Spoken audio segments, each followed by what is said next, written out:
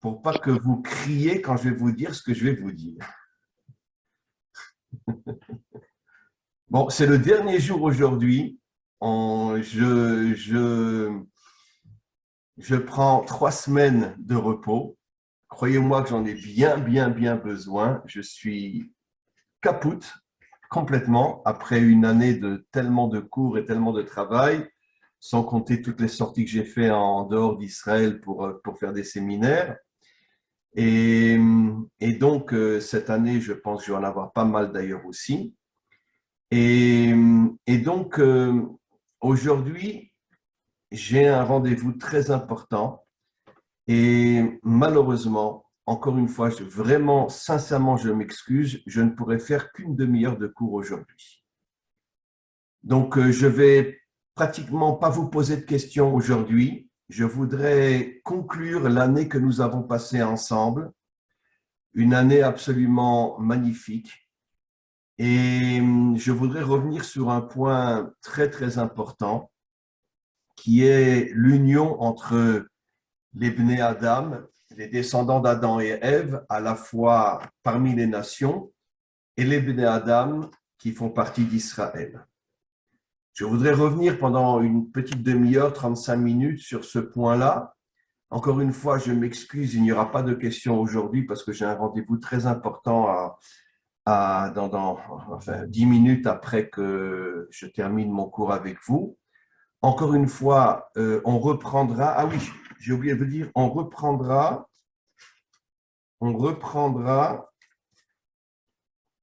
le dimanche 25 septembre. Non, attendez, non, je me trompe complètement. Non, n'importe quoi. Non. Attendez, non, c'est beaucoup plus tôt que ça. On reprendra le dimanche 28 août. Marquez-le bien, nous reprenons nos cours le dimanche 28 août. 28 août, nous reprenons nos cours. Voilà. Je pense que je serai en forme à ce moment-là et on pourra faire du Krav Maga en Zoom. D'accord? Et voilà. Très bien. David, je veux absolument que tu fasses du Krav Maga. D'accord?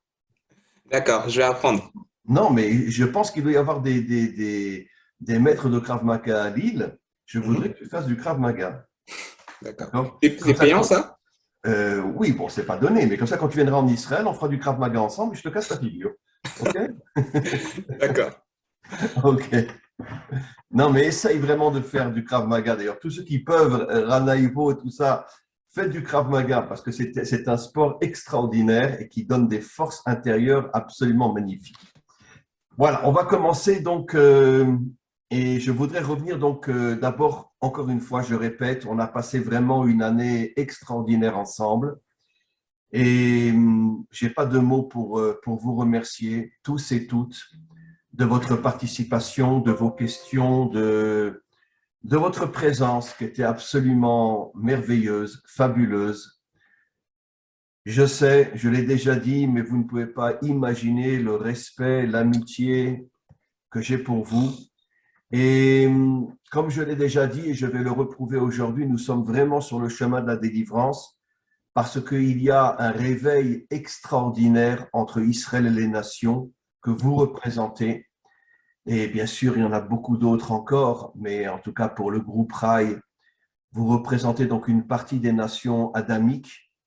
Et, et comme je vais l'expliquer aujourd'hui, c'est grâce à ce lien entre Israël et la dimension adamique parmi les nations que la délivrance viendra. Israël ne peut en aucun cas amener la délivrance seul. Les Bnei Adam parmi les nations ne peuvent pas amener la délivrance seul. Il faut le couple, l'union entre Israël et les nations. Je parle des nations adamiques, bien évidemment, comme je l'ai déjà expliqué dans de nombreux cours. Pas les 7 milliards de personnes sont des descendants d'Adam et Ève. Aujourd'hui, je crois que c'est 8 milliards de personnes. Ce ne sont pas tous des descendants d'Adam et Ève. Il y a d'autres types de créatures, mais les descendants d'Adam et Ève sont minoritaires dans le monde. Mais c'est par l'union entre Israël et les descendants d'Adam et Ève éparpillés dans le monde que nous pourrons amener la délivrance finale parce que nous devons reconstituer le couple. Ce couple, en vérité, d'après les décodages de la Torah, comme je l'ai souvent expliqué, toute la Torah est complètement codée. Rien n'est pire que de lire la Torah à la lettre et de croire qu'on l'a compris, parce que je pense que le livre le plus codé sur Terre, c'est bien sûr la Torah. Et l'union entre Adam et Ève, explique nos maîtres, fait allusion entre l'union entre Israël et les Adamiques dans le monde. Et Ève représente la dimension adamique chez les nations et Adam représente la dimension adamique chez Israël. Maintenant, il y a quelque chose d'absolument extraordinaire. Comment se fait-il que le serpent, évidemment, ce n'était pas un serpent, quel est l'idiot qui pense que c'était un serpent? C'est un code, bien évidemment. Un code, on l'appelle le serpent parce qu'il est rusé, il est malin comme le serpent, il vient en douceur, on ne le voit pas venir, il te mord et t'es mort. Mais quoi qu'il en soit, pourquoi le serpent s'est attaqué à Ève en particulier? Pourquoi ne s'est-il pas d'abord attaqué à Adam? Pourquoi à Ève? Et si je continue ce que j'ai expliqué, que Ève représente la dimension adamique chez les nations, pourquoi en vérité il l'a attaqué? Il a attaqué Ève. En vérité, le serpent voulait séparer complètement la dimension adamique chez les nations et la dimension adamique à l'intérieur d'Israël. Il est vrai, aujourd'hui, il y a un retour, je dis souvent, à pleurer. C'est vraiment, il va falloir qu'on organise un séminaire en Israël, vous allez tous venir. Hein. Parce que bon, là, on se voit sur Zoom, mais j'ai envie de prendre Eduardo et le serrer dans mes bras. Et je ne sais pas, excusez-moi, mais c'est comme ça. Donc, vous avez intérêt, on va organiser, j'espère, un séminaire en Israël quand les prix seront un petit peu plus bas. Et il faudra vraiment venir, on fera des choses extraordinaires ensemble, on visitera tout le pays dans des endroits extraordinaires. Maintenant, je veux revenir sur ce que j'explique. En vérité, le serpent voulait séparer la dimension adamique des nations et la dimension adamique d'Israël. Aujourd'hui, il y a un réveil extraordinaire car les nations adamiques ont commencé à comprendre qu'on les a manipulées, qu'on les a roulées pendant des millénaires, à leur faire croire tout ce qu'on leur a expliqué sur Israël. Aujourd'hui, il y a un réveil, grâce à Dieu, qui commence à reconstituer ce couple entre nous. Mais pendant des millénaires, il est vrai que même les Adamiques détestaient Israël. D'ailleurs, vous savez que tout de suite après la faute, Adam et Ève se sont séparés pendant 130 ans. Et je vais vous expliquer le décodage du chiffre 130, ce n'est pas à prendre à la lettre. Le chiffre 100 représente la couronne, qui est Ève. Le chiffre 30 représente la royauté, qui est l'homme. Comme j'ai souvent expliqué, l'homme devient un roi grâce à la couronne que sa femme lui donne. Quand on a un couple authentique, la femme devient la couronne de l'homme et donc elle fait de lui un roi. Et donc c'est assez inimaginable à comprendre, je vais rentrer plus dans les détails, pourquoi le serpent s'est attaqué en priorité à Chava, parce que Chava étant la couronne de l'homme, à partir du moment où elle tombe, eh ben, l'homme ne pourra plus jamais devenir un roi et il va tomber lui aussi. Ce qui veut dire qu'en faisant tomber la dimension adamique parmi les nations, le serpent a fait tomber Israël aussi. Et d'ailleurs, j'espère que vous avez lu, même en français, le Tanakh, c'est-à-dire donc ce qu'on appelle la Bible. Vous vous rendez compte que depuis toujours, Israël est dans un niveau pas très extraordinaire. À l'époque des rois, il y avait plein d'idolâtres, plein d'assassins, après il y a eu 2 destructions de temples, 4 exils. Lisez la Bible et vous verrez que Israël, c'est pas la couronne du monde. C'est un peuple qui a beaucoup de problèmes. Beaucoup de problèmes. Aujourd'hui, n'en parlons pas. C'est catastrophique ce qui se passe partout dans le monde, mais en Israël aussi, c'est absolument catastrophique. Et donc,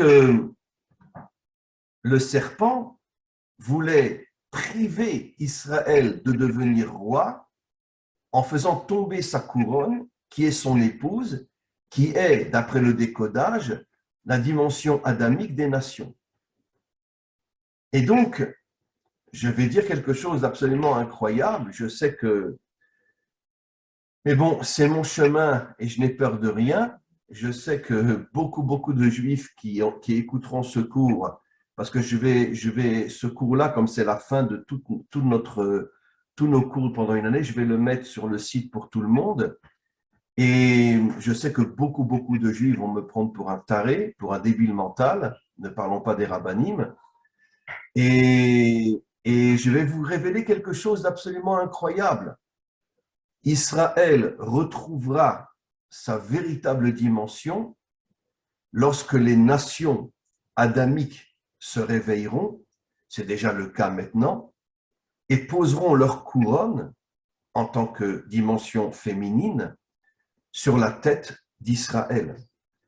Ça veut dire que je vais redire quelque chose qui, je sais, ne sera absolument pas accepté par une grande partie des Juifs, mais le véritable retour d'Israël à la Torah dépend de l'action que vont mener les Adamiques parmi les nations qui vont aider Israël à retrouver sa véritable dimension. Parce que Chava, Ève, fait allusion à la dimension adamique chez les nations. Donc, comme je l'ai souvent expliqué, la femme, c'est la couronne de l'homme. Et donc, c'est en posant la couronne sur la tête d'Israël qu'elle fera d'Israël un roi, mais elle sera au-dessus de ce roi, puisqu'elle est la couronne qui est au-dessus de la tête. Lorsque les Adamiques, parmi les nations, vont se réveiller, il y aura la recréation du couple Israël-les nations. Les nations adamiques vont représenter la dimension féminine, Israël la dimension masculine, mais ne prenez absolument pas de travers ce que je veux dire, puisque je ne cesse de le dire. La dimension féminine, au moment de la délivrance finale, est au-dessus de la dimension masculine, puisqu'elle est la couronne, ce qui veut dire que le retour des Adamiques parmi les nations vont sauver Israël, mais d'une certaine manière, ils seront, sur certains plans, même au-dessus d'Israël, parce qu'ils seront la couronne d'Israël, l'épouse qui devient la couronne de son mari. Donc, les nations adamiques ont un rôle inimaginable. Je pense que même les Adamiques parmi les nations ne sont pas encore conscients du rôle inimaginable qu'ils ont. Ça fait des millénaires que Israël est tombé. Ça fait des millénaires que Israël est en exil. Aujourd'hui, ça me fait mal de le dire, mais minimum 80% des Juifs partout dans le monde, y compris en Israël, ne mangent pas kasher, ne font pas Shabbat et sont complètement déconnectés de Dieu. Et je pense qu'en France, vous le voyez bien, etc. Et donc, cette chute, dans sa racine, est liée d'une certaine manière à la chute des Adamiques parmi les nations. C'est-à-dire la chute de Ève qui a perdu sa couronne et qui ne peut plus aider Israël à retrouver sa véritable dimension. Et quand Ève est tombée, Adam est tombé, traduit dans le langage décodé, quand les Adamiques parmi les nations sont tombés, Israël est tombé aussi. D'ailleurs, je vous l'avais dit dans un dernier cours, le mot jeûner, jeûne, pas jeune comme David, qui est un garçon magnifique et qui est très jeune et très beau, mais je parle du jeûne de ne pas manger. Jeûne se dit en hébreu ta'anit. Et les lettres de ta'anit, c'est Torah, 70 nations, Nun, la Bina, Yud, Israël, et la dernière lettre, Tav, Torah. Et quand on prend le mot ta'anit, on comprend que lorsque les nations reviendront à leur Torah, Israël aussi reviendra à sa Torah. Ce qui veut dire que nous avons besoin de vous. Nous avons besoin de votre réveil, de votre prise de conscience, que vous devez retrouver la Torah qui vous correspond.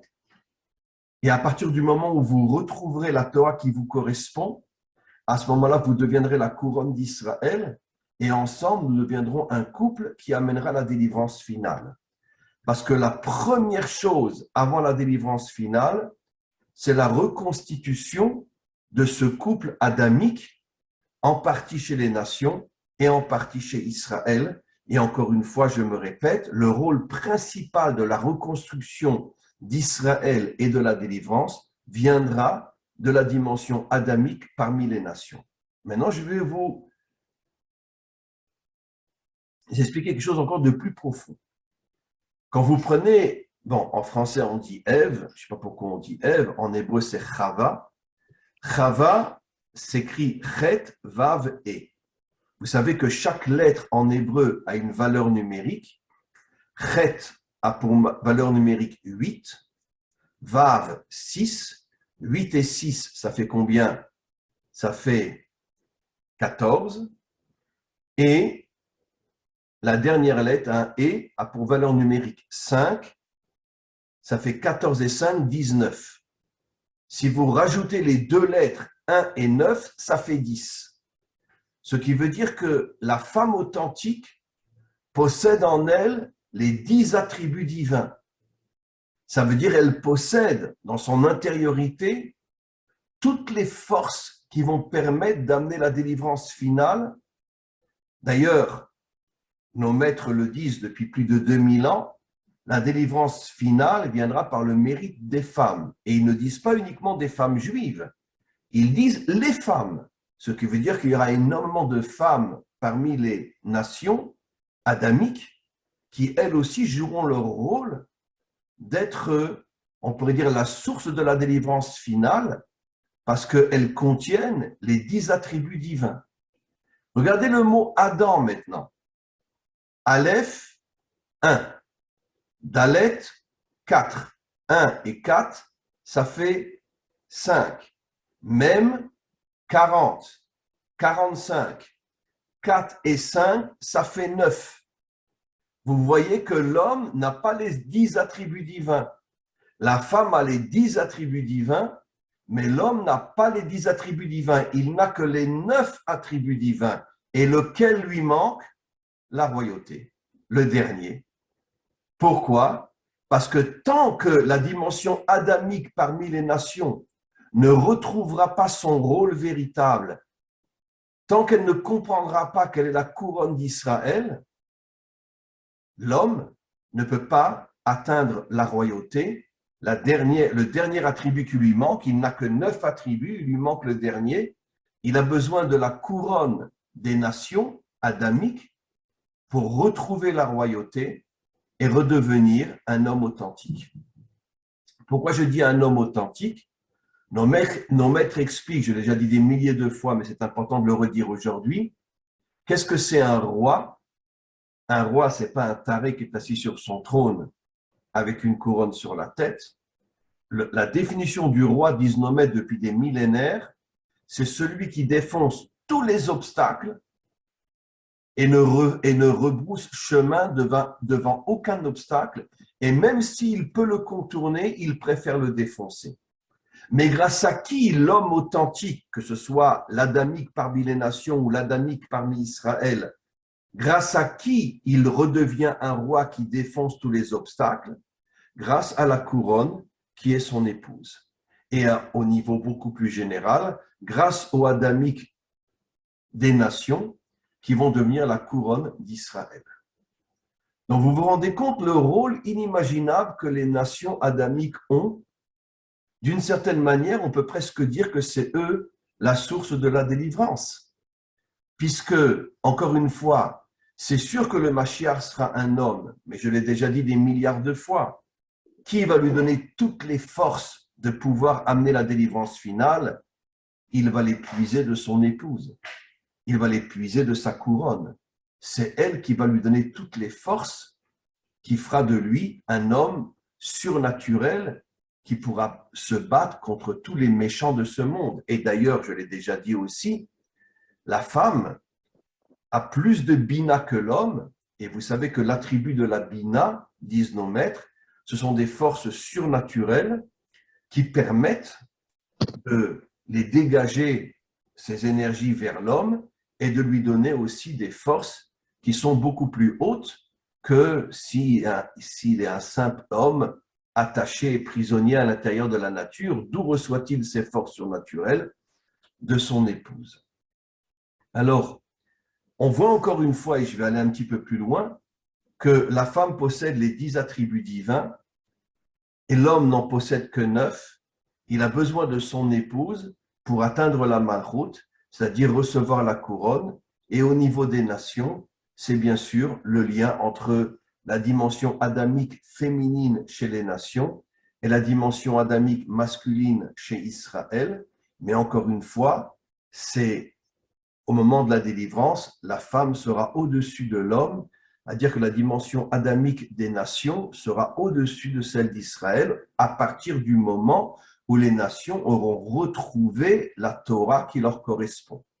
Comme vous le savez, au moment où Dieu a proposé la Torah à Israël, il l'a d'abord proposée aux 70 nations, mais les dirigeants qui étaient à leur tête ont tout fait pour les empêcher de recevoir la Torah. Et ça fait des millénaires maintenant que Israël est tombé parce que les nations n'ont pas reçu, les nations adamiques n'ont pas reçu la Torah. Alors maintenant, je voudrais ajouter quelques notions encore importantes. Il ne nous reste que 5-10 minutes. Je pense que chacun d'entre vous se rend compte qu'on rentre dans une situation qui n'est pas facile. Tous les prix augmentent. Je pense que l'un des pays les plus chers au monde aujourd'hui, c'est Israël. Je ne vous dis pas, je le dis, je le sais, je n'ai pas tort. Je pense que d'ici 1 an ou 2, on n'aura qu'un petit morceau de pain sur la table et rien de plus. Parce qu'il y a, on pourrait dire, un complot au niveau des dirigeants des nations qui veulent tout faire pour nous appauvrir afin de nous soumettre et finalement nous transformer en esclaves de leur fric et de leur puissance.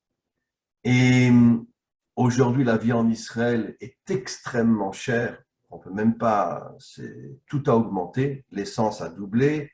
Il y a encore quelques mois, quand vous remplissiez un caddie dans un supermarché, ça vous comptait peut-être 500, 600 shekels, on va dire 150 euros. Aujourd'hui, c'est le double, plus du double. Donc, les gens vont plus tenir, les gens vont s'écrouler. Mais je sais que c'est pareil dans tous les pays. En Europe, je sais que les prix montent aussi et je pense qu'un jour, ils atteindront les prix qui sont en Israël aussi. Et donc, on rentre dans une période qui n'est pas facile. Israël sait qu'on va vers c'est d'ailleurs marqué dans les journaux en Israël, qu'on va vers une nouvelle guerre avec le Hezbollah au Liban, l'Iran, bien sûr, qui est préparé à une guerre par Biden, sous la table, bien sûr, et le Hamas à Gaza. On va sûr et certain vers une nouvelle guerre. Par contre, ce que je veux dire, c'est que même si cette guerre commencera en Israël, elle va s'étendre dans le monde entier. Je pense, et ce n'est pas de moi, les prophètes l'ont dit il y a plus de 3000 ans, nos maîtres le disent dans le Talmud il y a plus de 2000 ans, nous allons vers la guerre qui s'appelle la guerre de Gog. Et la guerre de Gog, ça sera ce qu'on pourrait appeler la troisième guerre mondiale. Elle commencera en Israël, mais elle s'étendra après dans le monde entier. Et donc, nous avons, nous, en tant qu'adamiques, nous avons un rôle fondamental à jouer. Ne pas baisser la tête, et je vais expliquer quelque chose de très profond dans quelques instants, ne pas baisser la tête, ne pas tomber dans la peur, dans la panique, et je vais expliquer pourquoi. Je l'ai déjà expliqué dans de nombreux cours. Vous savez que la lumière du premier jour, qui n'avait rien à voir avec la lumière du soleil et de la lune, c'était une lumière divine, a été cachée. Et où cette lumière a été cachée? Elle a été cachée dans l'obscurité. Ce qui veut dire que, en vérité, dans chaque obscurité qui commence à envahir le monde, se cache une lumière qui finalement se dévoilera. Et je donne un exemple. Après tout ce que les Africains ont souffert, et encore, on n'en sait pas le quart. Vous imaginez quand les esclaves africains étaient en Amérique, vous imaginez le nombre de viols, le nombre de massacres qu'il y a eu. Les Blancs passaient leur temps avec des filles africaines, hein, et puis ils les violaient tellement qu'elles finissaient par mourir. Et ne parlons pas des Africains eux-mêmes qui étaient pendus, qui étaient torturés, qui étaient... Mais ça, ils ne nous le diront jamais, les Américains. Et des millions d'Indiens qui ont été massacrés, hommes, femmes, enfants, nourrissons. Et puis après ces ordures-là, ils ont créé les films à Hollywood comme si c'est les Indiens qui sont méchants, les cow-boys qui sont gentils, alors que tout le monde sait que les cow-boys, enfin les Blancs, ont massacré des millions d'Indiens qui n'étaient pas méchants du tout. Mais ils les ont massacrés pour pouvoir prendre leur territoire et pouvoir prendre leur place. Et donc tout est à l'envers aujourd'hui.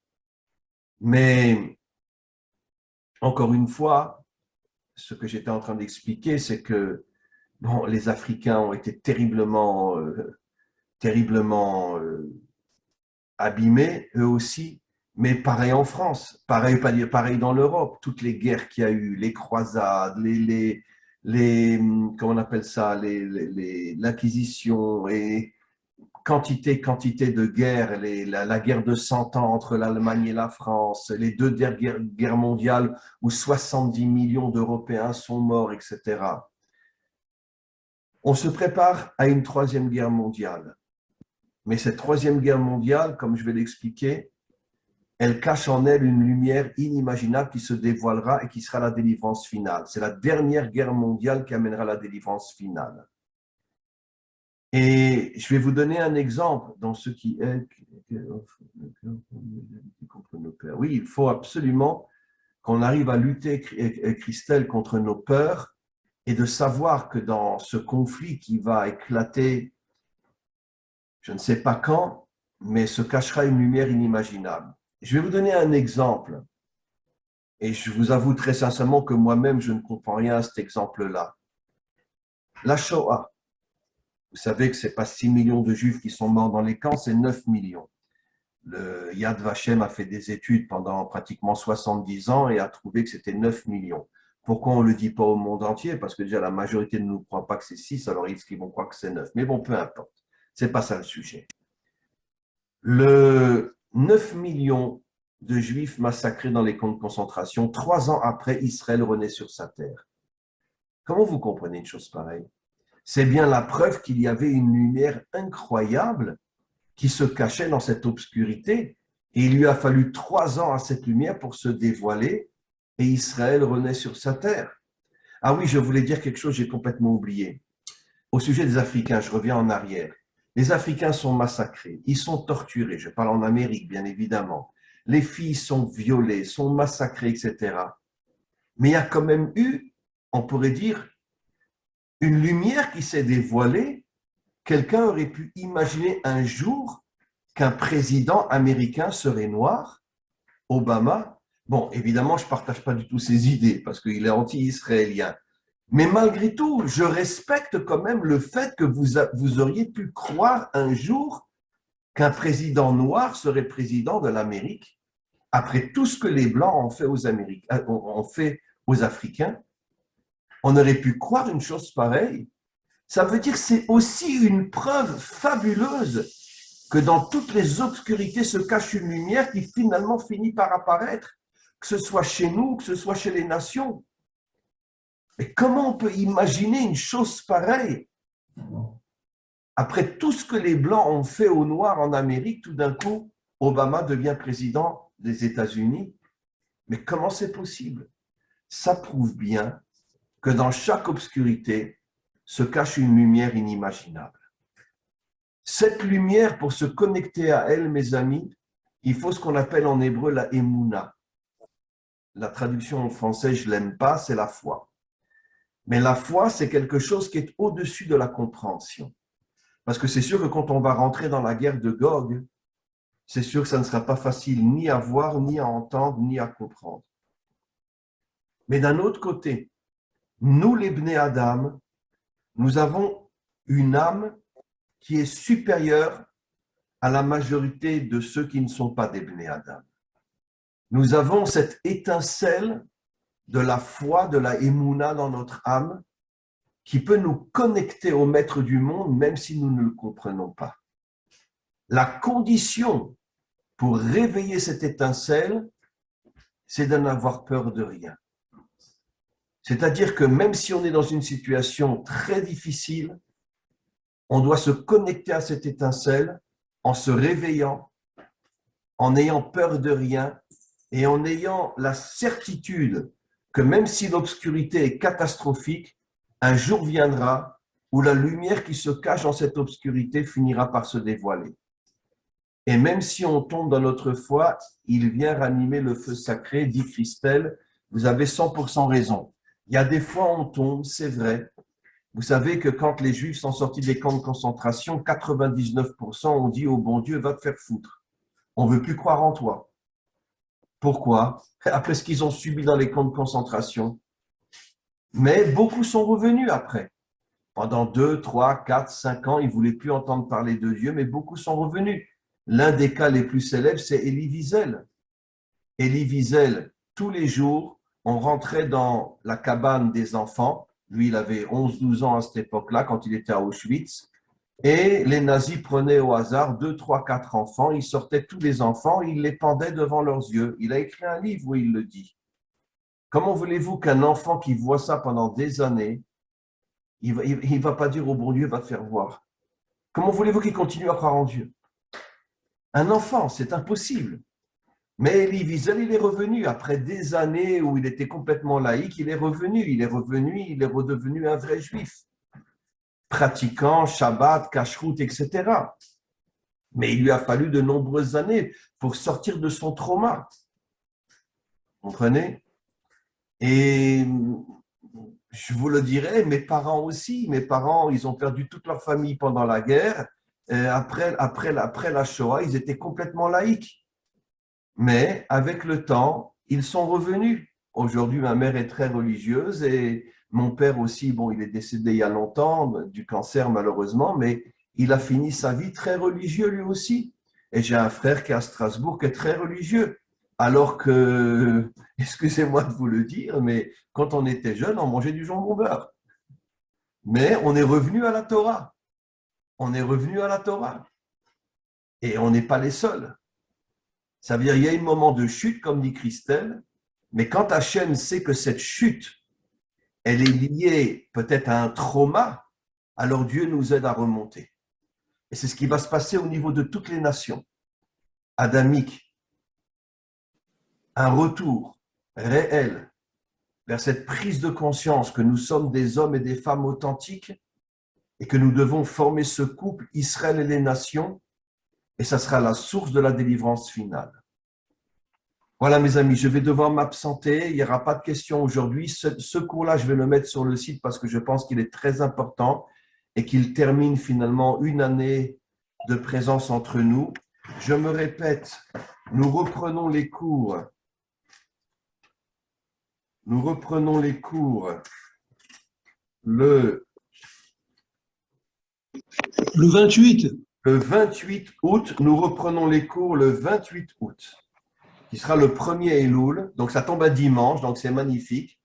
On reprend les cours le 28 août. Je vous souhaite à tous et à toutes vraiment de très, très bonnes vacances.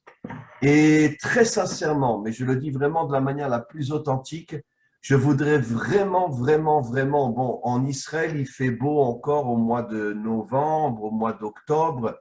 Bon, au mois d'octobre, ça sera malheureusement le mois des fêtes chez nous parce qu'on on a un décalage. Mais peut-être au mois de novembre, on va peut-être en reparler. Bon, il faut que je vois les prix hein, parce que tout augmente, etc. Et il faut que je vois les prix. Mais si comme vous êtes tous millionnaires, donc il n'y a pas de problème. Donc, voilà. Hein? Et donc, quoi, Renato, tu n'es pas millionnaire, toi? Arrête. Bientôt, oui. Bien sûr que tu es millionnaire. Et Eduardo, il n'est pas millionnaire. Et Christelle, elle n'est pas millionnaire. D'accord? Bon, David, si tu viens, moi, je te paye le billet. D'accord? Parce que comme toi, tu es encore un jeune, donc je te paye le billet si tu viens. Mais quoi qu'il en soit, j'aimerais vraiment, vraiment, vraiment qu'on puisse se voir en Israël. On va passer des moments inimaginables. Vous n'imaginez pas les moments qu'on va passer ensemble. Je vous emmènerai dans des endroits à couper le souffle. Et donc, on va en reparler quand on va reprendre les cours au mois de Elul, le 28 août. On va en parler. Je vais me renseigner moi parce que j'ai des gens qui organisent la venue de gens en Israël. Je vais voir avec eux quels peuvent être les prix, si les prix sont plus ou moins praticables. Donc, comme Renan Ivo, il est millionnaire, c'est lui qui payera le billet à tout le monde, l'hôtel à tout le monde. Et donc, et on le remerciera, bien sûr, on le remerciera d'être le millionnaire qui paye à tout le monde. D'accord? Voilà. Par contre, David, toi, je t'ai dit, hein, tu payes rien. On s'arrangera avec toi. Mais tu as intérêt à venir parce que tu ne payes rien. OK? D'accord. Ouais. Voilà. Les amis, je vous laisse. Il faut absolument que je m'en aille. On se revoit le 28. Merci à tous et à toutes. Et de très, très bonnes vacances et à très, très bientôt. Merci. Merci. Au revoir. Merci, Alain. Au revoir. Au revoir.